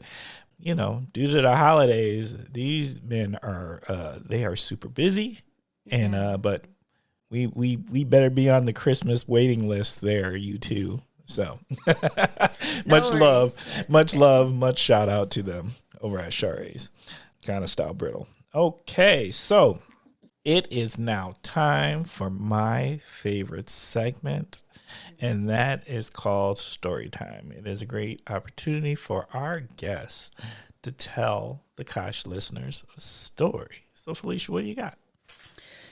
Do I have to pick just one story? Oh, no. I am all about multiple stories. If you've got multiple great stories, I love great stories. Let's go. Yes. Okay. I've got a really great story, and it's one people tend to think that I was always chiropractic bound as my career because my family was in chiropractic, and that's actually not true. When I was in undergrad, I was pre-med. Like I even took my MCATs, which are the tests you take to get into med school. Like all these things. I was medical school bound. And I had an opportunity to shadow at the Nina Theta Care ER. So I had an opportunity to shadow a doctor there. And while shadowing, we brought up a conversation on healthcare and kind of, why did he become an MD and all this sort of stuff. And essentially what he said to me is he said, every doctor, everybody in healthcare, they get into it because they want to help people, right? And that makes sense. And most of them do. Like they want to help people. He said, but unfortunately, the way that the system is set up, and he said, system being kind of the hospital, but also insurance and things like that kind of guide things. He said, the way that the system is set up doesn't actually allow for me to give people the true help or care that I could provide. Okay. And so reminder, I'm a pre-med student, like gung-ho on medicine and excited to do all this stuff. And he went as far as to say, if I had to go back and do it all over again and go to med school again, he said, I actually wouldn't do it because it's not allowing me to help people at the capacity that I can. And so you can imagine that was a huge turning point in my life. And if you look back on, everybody's life kind of has those moments where you're like, yep, thought I was going one way and it completely 180'd and reversed. That was one of those, like a life-changing point where, again, I thought medicine was the route, and like firsthand being spoken from a medical doctor saying, hey, you know what? I have all this knowledge that I'm not allowed to share or give people. I'm only allowed to get them basically out of death and then send them on their way. And he said, a lot of these people, they come back the next week and they're just worse off. And we get them out of death and send them off. And he said, they maybe don't have the insurance to be able to go in and truly seek help, or we're kind of in this system where for whatever reason, they can't get the care. They're not getting the answers from the other doctors or whatever it may be. And they don't have the time to sit there and, tell them about nutrition or tell them about brushing their teeth or telling, these basic things. And so you can imagine that, again, as a medical student or a pre-med student, it made me kind of stop short in my tracks and think about what I wanted to do and how I could actually truly help people to my full capacity. Because like I said, I'm an educator and I wanted to be able to teach people the things that I knew. So it was kind of a turning point and what led me into chiropractic. For most of my childhood, I took chiropractic for granted, and I maybe didn't understand the full capacity of how it helped people because, we used it for a lot of pain-based things. So like athletics and stuff, if we had an injury in sports or something, we would go in. But that's also part of, how chiropractic has changed through the generations. When my grandpa was a chiropractor, he would have a family day every week, and everyone in the family would come in and get adjusted because that's what we did to stay well. Then when my aunt took over, she's the chiropractor before me, that's also when insurance became more of I don't want to say the dictator or determiner of healthcare, but that's when things became very pain-based. And so we started to just seek chiropractic for pain-related issues or injuries. And so now I'm bringing it back to where my grandparents and great-grandparents, the way that they practiced. So really being able to help people. So that's one of my stories, but I also wanted to share a really, really powerful healing story of a family that came into my practice. And part of why I do what I do is because I understand that the smallest impact that we have on a human life creates a rippling effect, right? And so maybe you know this, maybe you don't, but the name of my practice or business is called Shifting Tides Chiropractic. And a lot of people will ask me where that name came from. And it's the idea that, if we have this rippling effect on people, right, and we can change, one small thing in their life so that the interactions that they have with others are better or more positive, and we create enough of those drops and enough of those ripples that we can shift the tides of our community, right, and our health. So it's very mission-based and it's deep, but I do truly believe that we can create that kind of change. And so this story is one that does that, okay? And so this story is of a husband and wife couple that had gotten married probably about 5 years prior to me meeting them. And they had been struggling to conceive. Okay, so having infertility issues. On top of that, the wife had really, really high anxiety. And she also had very, very extreme allergies. Okay, so she was one of these gals that would take like the shots and take medications like on a daily basis. So essentially she told me, hey, I haven't woken up since I was a kid with like a clear nose, like being able to breathe through my nose. So kind of a whole host of issues. But their main thing was that they had heard that chiropractic could help to get her pregnant. Okay. And again, how does that work? Has a lot to do with the brain. Okay. The brain is what creates all the chemicals within our body, including our hormones and regulating those.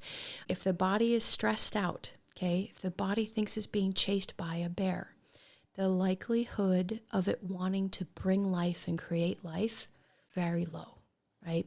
And so a woman has to be not in fight and flight, but in healing and repair and that safety mode and thriving mode in order to conceive, okay? And so as she started care, of course, her husband was very hesitant. He's one of these guys that didn't really believe in chiropractic. It was, kind of hocus pocus to him. I'll believe it when it happens kind of stuff, And so the first thing that this young lady noticed was that her allergies were getting better. She's waking up in the morning and she could breathe through her nose. Yay! I mean, that in and of itself, for people that have major allergies, even seasonal allergies, to know that there's something that can be done about it that isn't just purely like Claritin is pretty incredible, okay? Your brain is what regulates your immune system, okay? And the overreactions or underreactions that it's having, that's a brain issue, okay? So chiropractic can help to regulate the brain, regulate the immune system. So for her, she was able to get off the injections and get off of the daily meds. So pretty fantastic. Again, husband was pretty hesitant. He said, well, I'll believe this stuff works when she gets pregnant. That was his thing. Okay. So the other part of her life was that she was a school teacher at the time, and it's very stressful in the schools. Okay. She's dealing with a bunch of, itty bitties in elementary school. And so she said, most days she would go home, and because her anxiety was so high and she was so stressed out, she would usually cry. I mean, she'd be crying on her way home and, cry for a good hour because it was just so much to handle. And so when her mood started to change and she felt like she had this higher capacity to handle the stress, that was, again, a huge deal, okay? No more crying, no more panic attacks, no more of this kind of anxious, stressed out, I don't know what to do, how to handle the situation. Again, something that's plaguing a lot of people's health, but she noticed changes in, and it was super remarkable.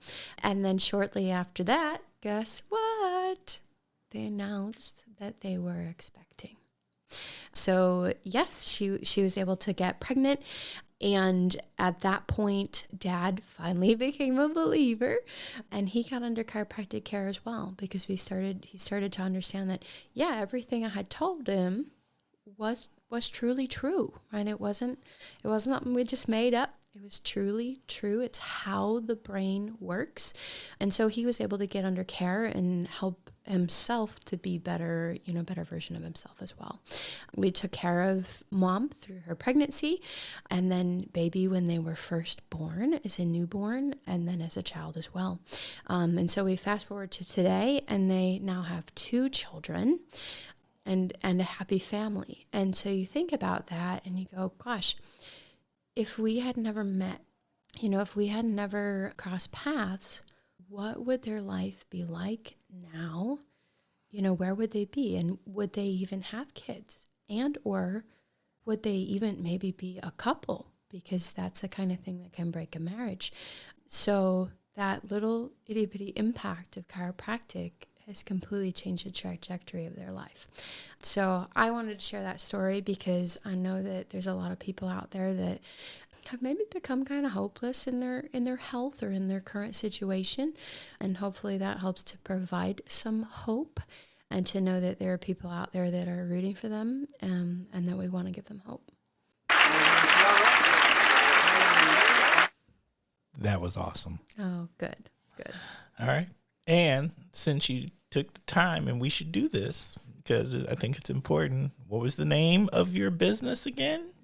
Shifting Tides Chiropractic. Okay, and you're located where? We are right off of Appleton Road. So if you know where Piggly Wiggly is in Menasha, it would be right off of the 441 exit. We're right on 47. Got it. Okay. It is time.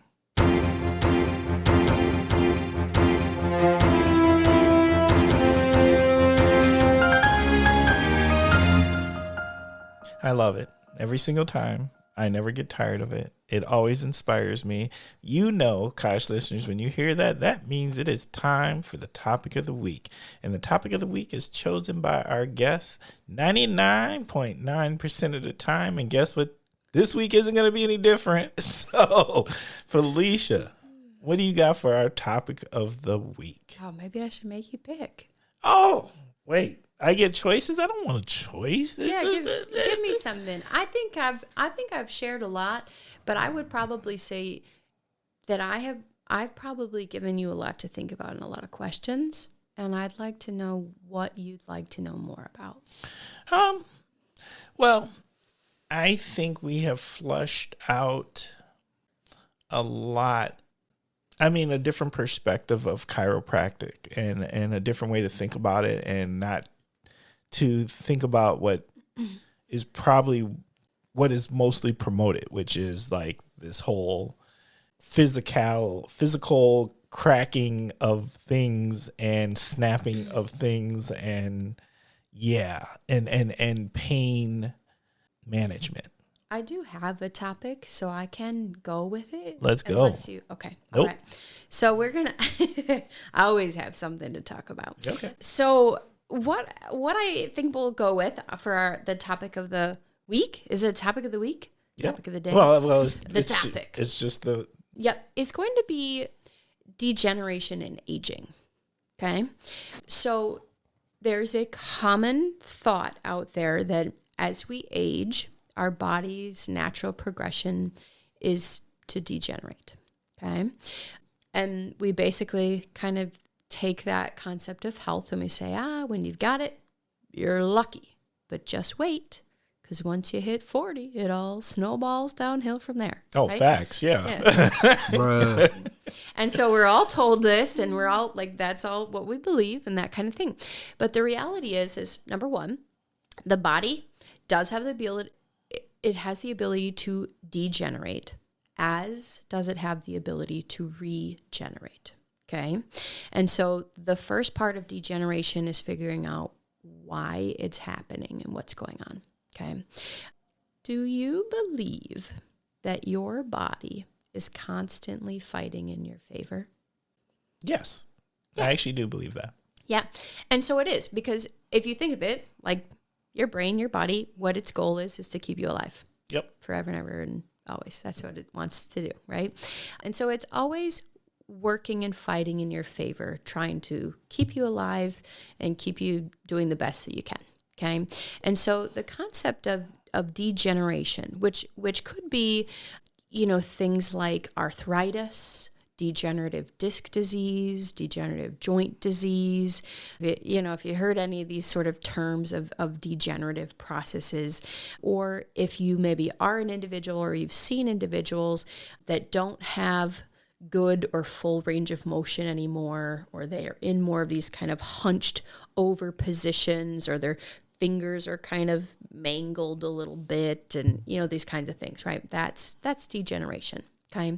And so what I would like to debunk is that degeneration is a disease process.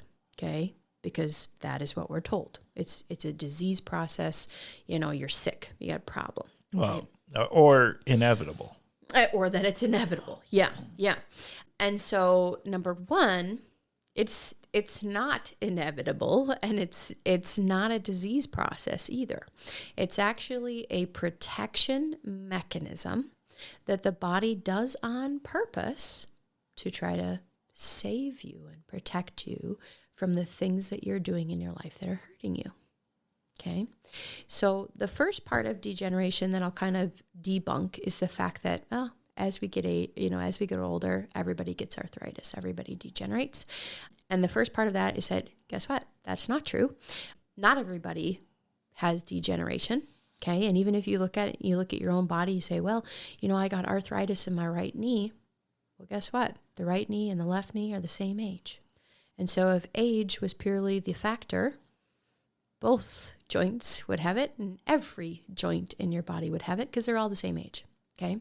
The other side of that is that we're actually now seeing degeneration happening at super young ages.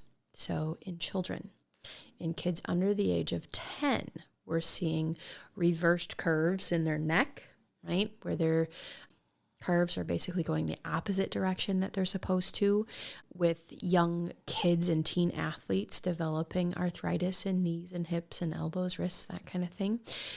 And so we know that it's not part of the aging process. It's actually the way our body is combating trauma or damage that we're causing to our body. Okay, and I'm gonna kind of give you this example. I'm gonna run you through it. So let's imagine that we're talking about a muscle in the body, and maybe it's the muscle in my finger. Muscle is a soft tissue, and that means that it's designed for mobility. Right, it can move, and so the muscle moves my hand, moves my fingers, right, allows for things to move, okay? Right. And so let's say then that something in my life is beating on that muscle, okay? Mm-hmm. So maybe it's like repetitive motion at my work, and then maybe I'm not sleeping good, so I'm not getting good recovery, and I'm not eating well, so I'm not getting good, building blocks, all that kind of thing. So eventually what the body's going to say is it's going to go, this soft tissue, it's not really cutting it. It's not really doing the job. Okay. And I sometimes describe this like the three little pigs and the big bad wolf. You know how they had their three houses, the straw house, and then they had the wood house, and then they had the brick house. Okay. So this is the way that the body kind of evaluates these different tissues. It says, well, this soft tissue is not cutting it. This is hurting our body. And so what it does is it builds a harder tissue in place of the soft tissue. And that typically is what we'll see with like calcification. So somebody that has calcification within a tendon or a ligament, and what that does is it makes the tissue harder. But in return, the harder tissue isn't as mobile. And so it gets stiffer. And when we try to move it, it hurts. Right? So we think it's a disease because there's pain related to it, and we're not fully comprehending why it's happening. And typically what we'll do then is we'll go into our doctor and we'll say, hey, I've got stiffness and I've got pain, something's wrong. And they usually then give us like one of three things. They give us a pain reliever, an anti-inflammatory, and or like a muscle relaxer, right? And so then typically that helps to get rid of that stiffness or the inflammatory process that's creating the harder tissue. And so we're able to get, less pain and a little more mobility. So we think we're in the clear, but we never change our lifestyle. And that means that same repetitive stressor, it's beating on our body, still beating there, right? Yep. And so now we maybe can't even feel it, but we're allowing the problem to progress without us knowing. Okay. Right. And so the next thing that the body does is it goes, straw to wood, and then it goes from wood to brick. Okay. And so it takes that calcification and it starts building bone. And bone is the strongest thing the body can build. Okay. It's like, that's our solid brick wall. Okay. And so our brain is literally thinking, woohoo, we just solved the problem. We're building bone. This is going to take care of that thing that keeps beating us down. Yay. And so with the bone building, what we'll typically see is we'll see bone spurs start to come about and or the fusion of the joints themselves, right? So where they would be bending are now fused together. Okay. And so that whole process of building bone is what we call arthritis, but again, it's not a disease process. It's something the body's doing on purpose. Okay.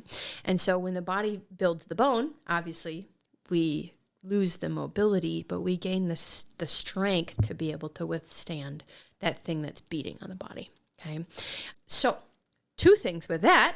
Number one, if we understand that it's a protection mechanism and that it's not just doom and gloom and bound to happen no matter what, it actually puts the power back in our hands, right? To say, hey, we actually can change this. It's not just this doom and gloom predicament that we're going to just, it's going to just get worse and we can't do anything about it. We can actually stop it in its tracks before it gets any worse, and we can start promoting it going back in the right direction. Okay. And that is a very different story than what you will hear typical kind of medical doctors saying. But I like this story because I know it's true, but also it helps people to understand that they have the power to make the choice, or they have the power to be able to heal their body and fix the issue. So there you go. Okay, so how do you change your mind's mind? Right? If your mind is thinking that it's protecting your body and it's working on your behalf, right? How do you reprogram it? How do you say, oh, what you think is good, mind, isn't good. We want you to do something different. Yeah, so a lot of times what the body will do when it's had like some kind of original trauma is it will compensate. And people know that, right? Like if you sprain an ankle, well, you start walking on the other one, and then all of a sudden that one starts kind of getting sore because you're working it harder, right? So the body compensates. But a lot of times compensation isn't a true correction. It's what I was saying before, like putting the duct tape on, okay? And so while you may have compensated, it doesn't mean that your body fully corrected the issue. And so if left unchecked, the duct tape eventually falls off. The body has to put more on. All of a sudden it's using that, crazy Elmer's glue and everything. It's just getting all messy. Everything's getting yucky, right? So how do you change the mind's mind is by actually seeking correction of an injury. Okay. And a lot of people don't do that. We injure something and we kind of hope the body just takes care of it. It goes away. Whereas maybe we needed to have a massage therapist look at a muscle and work it out, or go to PT and have them strengthen and stabilize the knee and, different things like that. And so typically when we get an injury, we hope for it to just go away on its own. That's true. Yeah. And then we wait, again, very reactive. We wait until, maybe 10 years down the road, and all of a sudden we're like, oh man, that same knee problem is coming back up again. Oh my God, yes. Yeah. Yeah, that sounds like some people I know. And then usually for that, that time period, it probably lingers for oh man, it's been there now for a month or two. And then maybe it goes away. And then again, a few years later, all of a sudden it's there and it's full blown and it doesn't go away. Or it becomes the thing that happens when it's raining. Yeah. Yes. Yeah. Yeah. The pressure, the barometric pressure is a telltale to the injuries of the body. Yeah. So it's not necessarily that you're changing the mind's mind, but that you have to really seek the root cause and correct it instead of just continuing to kind of duct tape stuff. Right. And I would say that a lot of times we use pain relievers as duct tape. Yeah, we do. Oh yeah. That makes a lot of sense. Good. Okay. Here's the thing. I feel like I got more questions, but I don't even know quite what I want to ask because this is a new concept for me. So I haven't had time to process. Okay. To dig in a little further. Yeah. So what you're saying makes a lot of sense to me, particularly about the whole, if you don't ever go really get the thing fixed and you leave it up to your body to just fix it. And then it comes up with its own things, which may not be fixes, but might cause greater issue and situation. And I won't say that the body doesn't always fix it. Sometimes it fixes it completely. But if you have other things going on in your life at the same time that you have that injury or you have the damage or whatever, and your stress levels are super high, the body is shoving it under the rug. Right? It doesn't have time to fully process and heal it. Well, because it's got other priorities. That's a whole nother level. So all right, here's my question. So how does stress play into the equation then? of healing. Yeah. It stops healing, right? So if you can imagine being, pummeled by a mountain lion, the mountain lion's on top of you, okay? Let's say he scratches your leg, but he's still on top of you. What's going to be more important, pushing the lion off or tending to the wound on your leg? Oh yeah, we gotta get rid of the lion, Yeah. You gotta So, get rid of the lion. so if you're in fight and flight, the body will stay in fight and flight, no matter, we're always trying to not die, right? But we will do that at the expense of kind of everything else in our body, right? And so even when you look at like which one is going to take kind of precedent, if I'm running away from a bear, okay, my fuel, all the fuel in my body is going into getting away from that bear, and the brain is going to triage. It's going to say, you know what? There's this little bacteria that got into the body. It probably is going to kill the body in like 7 days. This bear could kill us in 10 seconds. Which one is the more imminent death? Right?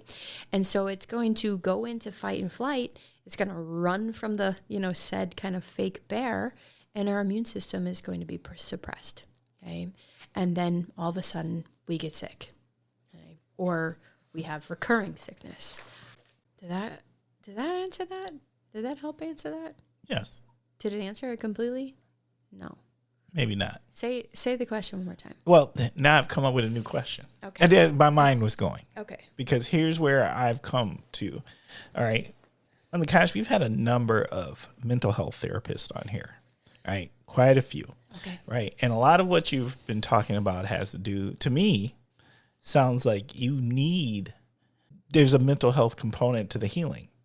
Right. But, yeah, it's all your brain. Yeah. So do you partner with mental health therapists at all in your work to help people reach the capacity of healing? Yes and no. So sometimes I'll say, and it depends on the practitioner and what they do specifically. So there are a lot of more independent therapists that maybe aren't pushing the med track as much, and so they tend to be the ones that I'm working more hand in hand with, because they're trying to get to the root of issues, not just say like, we've diagnosed it and now we're going to suppress the symptoms, instead of saying, hey, no, we've diagnosed the issue and we're trying to get to the root. That's where my like bread and butter lies, is root cause and figuring it out. We can say that like mental health is a chemical imbalance. How do we balance the chemicals, right? And it's not by adding more to it, it's by balancing the chemicals, and that's brain work, right? It's stuff that we do through our chiropractic care, and there's a lot of different means of doing that too in therapy. But I would say that largely, we see a large population of folks that have mental health conditions, and that can be on like more severe side of things like bipolar, but then also can be, the different kind of extremes of anxiety and things like that. I imagine you have more question from that. No, not necessarily more question. My main question is like, I'm learning that chiropractic has a lot of brain work to it, right? And then I'm also thinking, okay, well, mental health is a big part of it. And so even to me, for you to truly get the most, for your patients to get the most out of what you do, they need to be in a good mental health space, more or less, right? So the mind is in that space. So it's not in a fight space, it's in a healing space. Yeah. And I would say that kind of the both of them go hand in hand.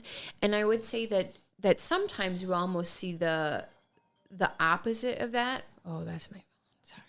We almost see the opposite of that, which is, if someone has been having counseling and they've been going to a counselor, they might have been able to, kind of crack into parts of the issue and kind of crack into it. And once they start with chiropractic, They get the brain on board with what the therapist is doing because they've gotten so healthy. it can process the information and actually refire the brain. Exactly. Okay, so that helps. So this is one of those, is it the chicken or the egg? Exactly. Well, a little bit, yeah. Right. What comes first? And I would say that with most therapies, that tends to be the missing link is the chiropractic, is saying, hey, the therapy kind of gets you so far, and sometimes it's like you get headway and then you don't, and you get headway and then you don't. And that could be for anything. It could be mental health, it could be, kiddos that, let's say, are, on the autism spectrum or things like that. If we're fighting the brain and we're fighting the fight and flight, we're not going to see huge gains. But if we can regulate the brain, then all of a sudden we're getting, a rewiring, a processing, and a refiring that's allowing for more appropriate, response. And then all of a sudden we're gaining on the therapy side in these huge ways. Yeah. Okay. Cool. All right. Is there any last things that you would like to share with the Kosh listeners about this topic? I would just say that in general, if you have questions, ask them, and ask multiple people. Get kind of multiple thoughts and multiple opinions, because that's how we learn, and that's how we truly find the truth. All right. And one more opportunity to shout out your practice. Is Shifting Tides Chiropractic. We're technically in Fox Crossing, but we have a Menasha address right by Piggly Wiggly. Okay. So, and Felicia, I just want to take this quick moment and say thank you. Okay. Kosh listeners, you know what that means? It means we are about to start wrapping up this episode. So, what I want to say to you is thank you, thank you, thank you. Thank you for giving us your minds and ears. Thank you for spending time with us. Thank you for caring about another amazing community member, another neighbor out here making a difference, helping to make our community a better place. I thought this was an insanely insightful and crazy good conversation to really rethink about some things about our own personal health and what we've been told, and maybe what someone needs to start telling us. And maybe some of the research that we need to do so we can be better and get better, and not just go with what the old adages necessarily are, right? I really enjoyed that part of today's conversation. As you know, we are trying to become the #1 podcast in all of Wisconsin, but we can't do it without your help. And what does that help look like? Well, it looks like a lot of things. First of all, y'all can participate in these episodes. Give us a call. Leave us a message. We will definitely play the message on air. Ask questions. Let us know what you're thinking. Do we need new segments? Do we need more questions? What do we need to do? There's going to be some shifting that happens in the new year to the podcast. We're going to try to figure some things out because we are always a work in progress. So, but how do you let us know the things that you're thinking? Well, you can either call us at 920-385-5073, or the usual way is you can just email us at askthekosh@gmail.com. Once again, that is askthekosh@gmail.com. Number 2, we think we have something pretty special here at the Kosh. I want to thank everyone out there who's always listening and all of the great conversations. I really want to thank the guest out there too, because without those conversations, what would people listen to on the Kosh, right? So it's all about getting to know your neighbors. But I think the more people that would learn about the Kosh and get to be part of these conversations, it helps to bond us in our community, because these are neighbors now that we get to know about on a little bit of a more personal level. So while you are listening to the Kosh right now, you take a moment, hit the subscribe button, go ahead, give us a rating, 5 stars, not 4, not 3, 5. And leave us a review. These are all things that make for better analytics. And the better our analytics, the more the algorithms out there push the Kosh in front of new eyes and new community members so they can learn about this jewel of a podcast here. Now, on to the real business at hand. It is shout out time. So, Felicia, who you shouting out? I'm going to choose a few different people, a few different things. First off, because we're at the end of the year, I just want to wish everyone a happy new year. A lot of times with new year, that's kind of the new year, new you kind of thing. So I just encourage everyone that if you are making resolutions or goals, that you make them tangible and that you kind of work backwards into actionable steps that you can actually succeed in. And I wish you the very, very best in those things. I'll also give a great shout out to my family and my family legacy of chiropractors and all of the chiropractors in the area that help serve our community. And then finally, just as a total side, I'm going to give a shout out, and hopefully you'll have these guys on your podcast because they're a lot of fun too, is a local restaurant in Appleton that I love going to. It's my husband and I's favorite. We frequent there often. It's called Wilder's Bistro, and the owners are Terrence and Judy Wilders. Do you know them? Yeah, they're great people, and they make amazing food, and hopefully you can have them on here because they've got some neat stories to tell as well. Oh, yeah, I would love to have them. That's a good call. Okay. Well, we'll work on that. Yeah. We'll work on that. Good. Okay. Okay, Kosh listeners, my shout outs for this week. Let me see here. First of all, I want to send a special shout out to all of our past guests, particularly our guests for this year. Thank you. Thank you for spending time with us. Thank you for coming and having these conversations. It's a commitment to come be on the Kosh because I tell y'all, it's about a 2 to 3 hour deal. Like it's not this short in and out thing. It's like a true conversation. There's some talk before, maybe a little talk after sometimes, but it for these individuals to give you that time is huge for us to learn about whatever we're supposed to learn. And so I just want to spend a special shout out to all those guests and look forward to the next guest in this new year. Send a shout out to all my good friends. Great, huge shout out to family.